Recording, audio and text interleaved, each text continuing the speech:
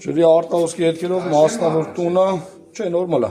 Մասնավոր տունը ունենք քրոնիկացած հին խոնավություն խոհանոցի հատվածից, ննջարանի կողմից, որը արդեն չորացել է, այսինքն խոնավաչափով ինքը արդեն չոր է, իսկ արդեն բաղնիքի կողմից պատերը ամբողջովին խոնավ են, այսինքն գերխոնավ են,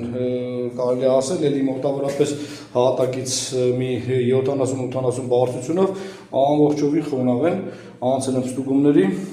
Ճնշումներ տալով համակարգը բավականին վեծ է, էլի ճնշումներ տալով անկումներ չունենք, թե սառը թե տաք։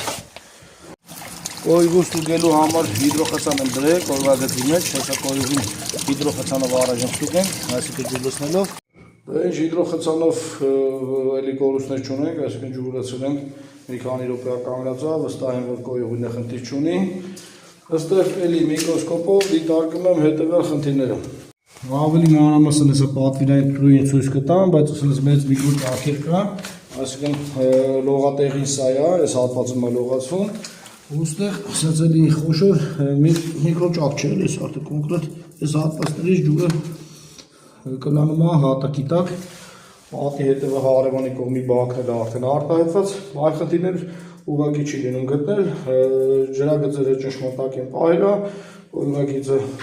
այս տեսքով հիդրոխցանով կորուստ չունենք, ստեղ այլ խնդիր չի կարա լինի։ Ջերուցմանն էլ կարող ենք բացառենք, որտեղ ջերուցման համակարգը արտաքին է, այսինքն հավաքած, ճնշման անկում ունենք, բայց այդ անկումը սրա հետ կապված չի կարա լինի։ Ոնց որ այստեղ սալիկի հերմետիկություն այլ խնդիրներ չկարողացա բացահայտել։